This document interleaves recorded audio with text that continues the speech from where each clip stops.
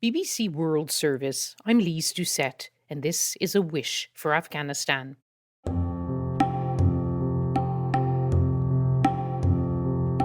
August 15th, Washington, D.C. That day, I woke up at 6:10 in the morning and I looked at my phone and I had received calls and text messages. Many. Adila Raz, Afghan ambassador. We all were prepared for something really, really bad. So I started to shake. So I called Mateen right away. Mateen Bek, in Kabul then, chief of staff to the Afghan president.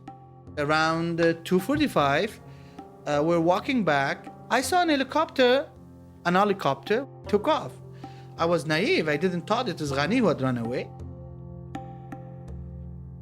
Taliban fighters enter the presidential palace in Kabul as they retake the Afghan capital 20 August 15th, the day Ashraf Ghani fled Kabul with his closest aides and bodyguards, the day the Taliban swept into the city, 20 years after they were ousted, in a US-led invasion which led to what had felt like a new dawn, a bright new chapter in Afghanistan's dark history. August 15th, the day that chapter ended. But it was long in the making. I say here, we failed. And I was part of that government. That government failed big time. I think the whole thing was based on lie, deception, and dishonesty, and everything collapsed. In this series, I've been speaking with people who've helped shape the events of these last 20 years and more, and have been shaped by them. I hope you've been listening. Today, the story of two young Afghans who rose to hold powerful positions in government. And not just that. Mateen Bek and Adila Raz are married. 6 years ago, they decided to spend their lives together. But even then, it was clear war could get in their way.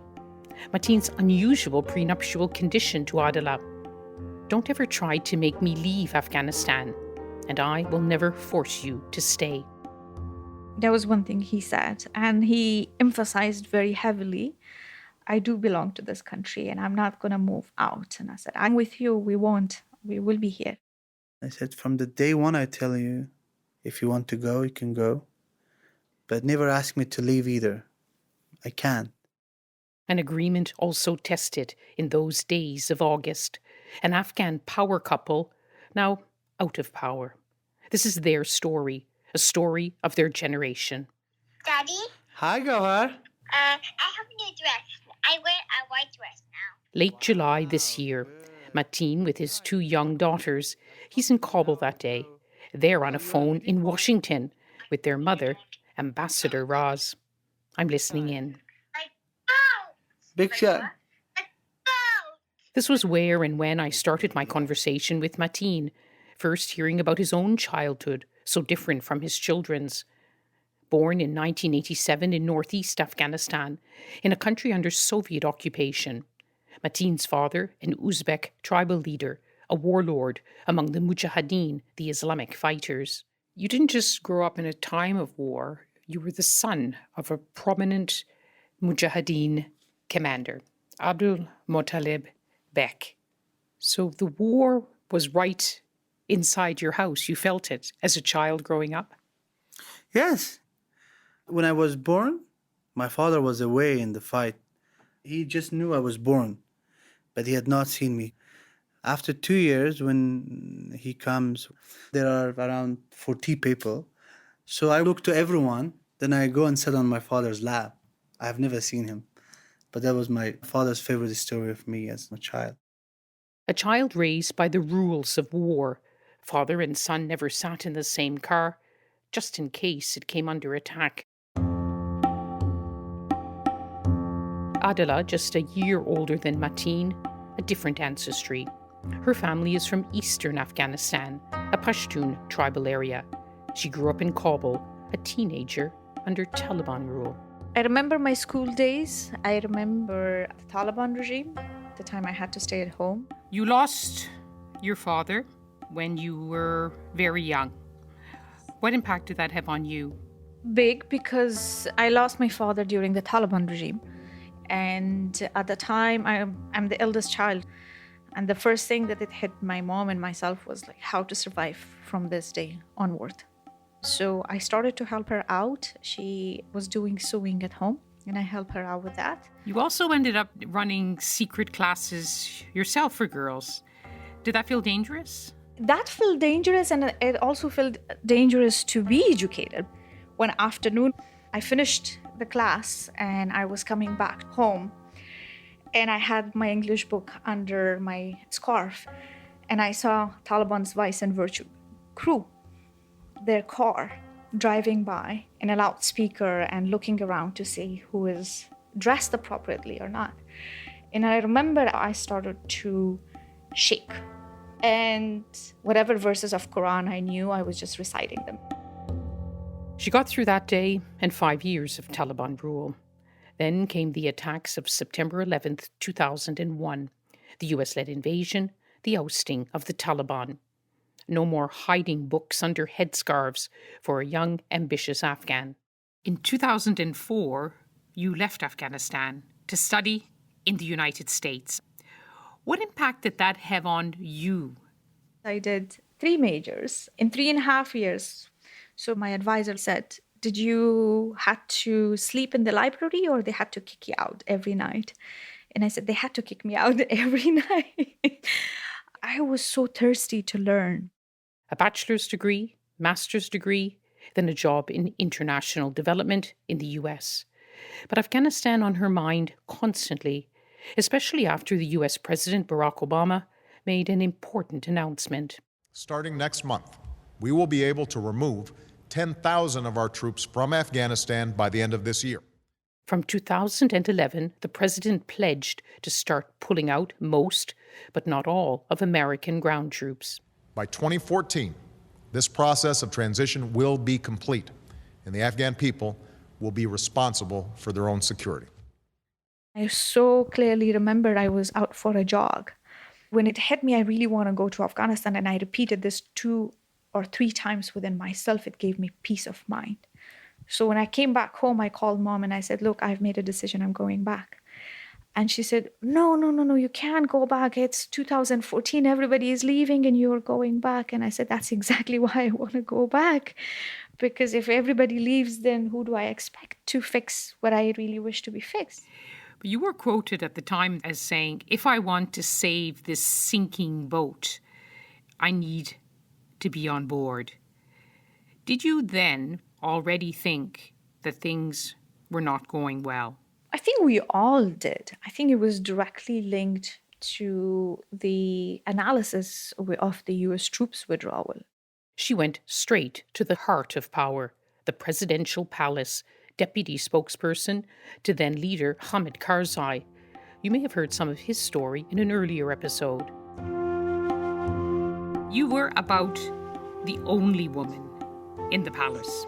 Yes, and I'm also grateful to President Karzai because he would always acknowledge me in the meetings because he knew exactly how male-dominant that workplace is. When he would enter, he would specifically call on my name and say, doing well, you're here, good to have you here. The president would say, this is Adila, a very smart young woman from Paktika province, which of course is a very traditional province in the east. And that helped. Yes, that helped. A lot of times he would even ask for my opinion. What do you think of this? And I think that tremendously helped, that I gradually earned the respect that a woman deserves. But there were, let us say, daily indignities. There were many days where you went home and said, right, this is my last day. I can't bear it anymore. There were times like that. I just thought, I think it's, why am I torturing myself? Why I have to do this? This is really tough. But every time when that thought will come through and I said, okay, any woman who started first, the first are not easy. And if I give up and I walk away, who would take the lead? Or who will continue this lead? Mateen also studied abroad, 5 years at leading universities in India. He came home too and joined the government as an advisor. His homecoming was also hard, for a very different reason. I called my father's phone. It rang, no one picked up. I was trying another number. Suddenly my phone rang. someone from other side screaming, saying, my father has been attacked. Then I checked on someone else, on a police officer, and he was crying. He said, yeah, unfortunately, it was a suicide bombing, and he said, he's no more with us. Who would have killed your father? What were you thinking? Suicide bombing, of course, those days was only Taliban, no one else who had the suicide bombing capacity. Yeah, it was only Taliban. Why would they want to kill him? I think it was long strategy of them because the Obama at that time had announced the withdrawal of US forces. They did a campaign, intensive campaign of going after the jihadi leaders and people like them who could mobilize people afterwards. So he shouldered new responsibilities, taking care of the Uzbek community his father led, taking on senior roles in government, in governance and security. Then Mateen met Adela. I met her in Kabul. We met in Kabul in a friend's house. You were there too. What drew you to her? Well, we were just talking. I mean, we were talking politics, and I realized, okay, I think I impressed her. That's what. I was talking passionately about politics. And then when she was leaving, I walked with her, and then she sent me a message. The moment we got to know a little bit more, I knew I will marry her. How long did that take? A few months, maybe a month or two, not much. Yes, I remember from that evening, a smart man. That was literally the first thought in my head. And then the second one was very charming. Charming and good looking too.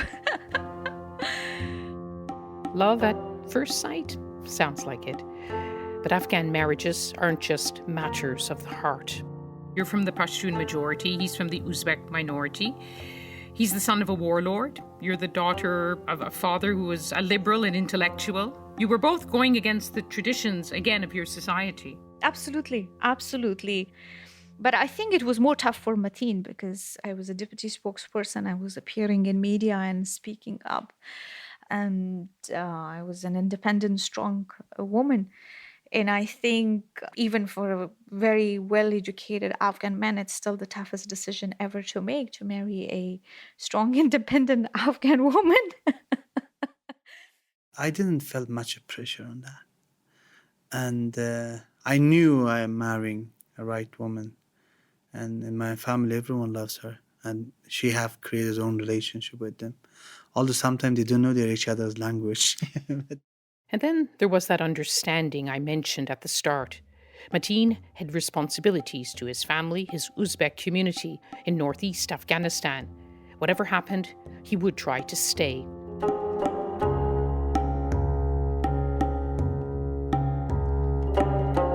Wedding plans advanced, so too did the war. It kept getting in the way. 2 days before my wedding night, my city was under attack. My family, my brother, uncle, everyone in the battlefield, fighting. And I see Adela, and then I asked if I could go back to the job. The duty called on me, I had to go back. And sometimes I ask Adela, thank you for understanding, What did she say? Did she was very understand? understanding. Did she get angry? No, she was very understanding. It was hard. And for me, especially coming from a household where I had never seen gun before. And then signing into a life where we were preparing for a midnight attack. Anytime, any moment, any day. And there was a gun in the living room. I told her I grew up with the gun. Maybe I don't die naturally. Things might go wrong in this country. The war kept getting worse amid halting efforts to make peace. They both played a part in this history. Adela is Afghanistan's first female ambassador to the United Nations in New York. Mateen is a member of the Afghan government's negotiating team in Doha, in the Gulf state of Qatar. That's where the US and the Taliban signed an historic deal in 2020. And Mateen came face to face with the movement which killed his father to talk peace. How hard was it for you to sit across the table from the Taliban? It was difficult. It was difficult. You sitting across the people who murdered your father. I didn't want it. What happened to me, what happened to millions of Afghan family. I didn't want it to be repeated. I said, I'm not here asking for mercy. You have killed my father. I'm here to stop this war. No, you cannot win. I cannot win either. But peace talks went nowhere, and the Taliban were advancing rapidly on the battlefield. In July, Mateen threw in his lot with President Ghani. He became his chief of staff, despite growing criticism of the president and his government. In July, I asked him why. I had no hesitation because this was a time I have to serve my country. And I knew what's coming in our country. And I didn't want it to regret one day in my life. I had a chance and I didn't. So I took the risk and I'm proud of it. And of course, it's difficult. It's not easy. His family members were fighting the Taliban in the northeast. In Kabul, Mateen was part of frantic efforts to try to negotiate a peaceful transfer of power, an interim arrangement, right up until the morning of August 15th. From the morning till afternoon, we work with the Taliban through back channel and also through Doha. We secure a 2-week ceasefire. At the same time, our security forces was coordinating with Taliban. In these fateful days, concern was mounting in capitals around the world, including Washington. On August 13th, I was there to interview Adela for this program. When we met in Washington, August 13th, you said to me, Mateen is staying in Kabul. I knew it, you said. I knew it. I knew it when I married him. He's going to die. Yes, and I think that day we couldn't even do the interview because I think I cried the whole time to you. Because I had talked to Mateen even a few days before and we knew things were really intense and people were leaving. And I spoke to him and I knew his answer. And I had no different expectation from him either, that he can't go anywhere. That's where he belongs to and that's where he will be. 2 days later, President Ghani fled the country. Kabul fell without a fight. The Afghan capital, Kabul, is in chaos after the Taliban entered the heart of the city, almost 20 years after they were ousted from power. Mateen was in the presidential palace, the Arg. You were working in your office in the palace. We all were working, and after becoming sure that Taliban will not enter the city, because they announced it, things was back in control. That was our understanding together. We made Ghani also to give a statement. Ashraf Ghani, the president. After all finishing, after putting everything in order, he said, I will go home. So we said bye to him. He went home. At noon, Mateen sent a reassuring signal to the world. Don't panic, he wrote on Twitter. Kabul is safe. He and a colleague went for a quick lunch. And then after lunch, around 2:45, we're walking back. I saw an helicopter took off. And then Atmar came. Hanif Atmar, then foreign minister. And he told me, where's president? I told him he was with us half an hour ago. He went home.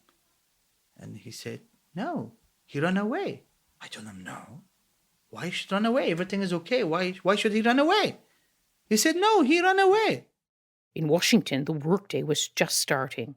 I woke up at 6:10 in the morning, August 15, and I looked at my phone and I had received calls and text messages. Money. We all were prepared for something really, really bad. So I started to shake. So I called Mateen right away. I didn't even check my messages. I didn't even check media, what's happening. And as soon as he picked up the phone, he said, I am safe, you don't worry. That worried her even more. Why wouldn't he be safe? Mateen told her the president was gone. And I think it was me who said, what a betrayal. Did you ask Mateen how he was going to leave? Was he going to leave? I asked him, I said, where are you? And he said, I'm in Arg. He was still in the palace. I said, okay, the president has left. What are you doing there? Just get out. Get out of the palace as soon as possible. After that phone call with Mateen, What did you think? I don't know, Lise, if I had a moment to think. It was pain. I ended the call and I called my brother. And I said, leave the house. As soon as you can, just leave the house. And he was telling me I'm packing. And I said, you don't have time for packing. Just get out of the house. He said, where do I go? I said, just go to the airport, because this is where I knew everybody is going to be going. He goes to the airport and he's telling me, it's crowded. And then I'm telling him, okay, it's crowded. How many people? And 20, 30, 40, 50 people. How many people is there? He said, no, sister. There are hundreds. And that's when I cried out loud. I didn't cry for my brother or even Mateen. I cried for all those people. And I said, oh my God, what's happening? I'm still shivering when I remember that day and that moment. Chaos in Kabul. Mateen in the midst of it. Well, from Palace, I didn't go home. I couldn't go home. I went to a house next to Palace. And then we stayed there for a while to figure out what to do. So with a lot of difficulties, we managed to go to another secure place and then airport. Were the Taliban going to your house? Later on, yeah, I figured out what they had done. They had went and taken the cars and disarmed some of the security people that were there. Were you scared? Oh, of course. Did you call the government to help you, or they called you? I managed to get in secure places. So, but in a low profile way. That's where we ended. It was a day you thought you'd never see. You always said, I'm going to stay in Afghanistan. You told Adila, don't ever ask me to leave. I'm not going to leave Afghanistan. I mean, if the guy had not run away, things would have been differently. Mateen wouldn't say who helped him to leave the next day, but he does have a lot to say about his former boss. I don't know why he ran away. I don't forgive him for that. One of his security aides said to have told him Taliban were going room to room searching for him. That's what the president said. No, that's completely not true. Because after he ran away, I was there was no problem. No shooting, nothing. There was no Talib. That day, the palace was the safest place in Afghanistan. President Ghani himself hasn't said much so far. He and his closest aides took refuge in the United Arab Emirates. In early September, he published a statement saying he'd fled for the sake of his country. In his words, to remain risked setting off the same horrific street-to-street fighting the city had suffered during the civil war of the 1990s. So many Afghans have told me of their fury that he fled, and that their government had failed them. Mateen knows that. I'm very sorry, and I use this platform and I apologize to our nation that unfortunately I was part of the thing as an Afghan because I had lost my father and I had lost a lot of members of my family and community. I was thinking for an Afghanistan come together with others and work for it. Unfortunately today I feel I was deceived and betrayed. And I ask an apology from every Afghan if I had campaigned for Ghani and they voted for him. Now I see back that things have collapsed the moment Ghani became president. I'm very sorry that I campaigned for a man I thought he could save us. I thought he was an intellectual, but we lost our generation, our hope. And I think now I look back, we lost Afghanistan when he became president in 2014. For now, Adila is still the ambassador in Washington. So far, no country, including the US, has recognized the Taliban. But she knows her days in the embassy are numbered, and there's a lot for her to reflect on too. It's always easy to walk away. It's the easiest thing. But it's always the more difficult and the tough part to stay with it and try to do your small, little contribution. And then you come to the point, okay, was it worth it? Was it? I don't know. I feel I really don't have an answer for it. I don't know. Please. For now, Mateen and Adila are in Washington with their 2 daughters. Mateen also thinking, what's next? And now for you, many people that you've been close to are organizing an army somewhere. They're talking about a resistance. Will you join it? Well, resistance could take a lot of form. Honestly speaking, I I have told we will wait. We will give the Taliban a chance. How they would rule the government and the country, how they govern. Our fighting should not be an excuse for them. We don't want the cycle of violence to repeat again and again. And things are not over for us. For those who had come and loot our country, maybe it's over, not for us. So you might go back someday. Of course I'll go back. No doubt about it. No doubt. Next time on A Wish for Afghanistan. Our series comes to an end, and we look back on our conversations, this tangled history, and all the what-ifs it had turned out differently, decade after decade. I'll sit down with an old friend, an Afghan poet, to better understand that Afghan lament, Kashke, if only. One thing always which we did not have it, vision. If I win the war, what happens? We have to now think not just twice, 10 times, to not repeat what we did wrong. Poet, son of a poet, a former fighter, Masood Halili.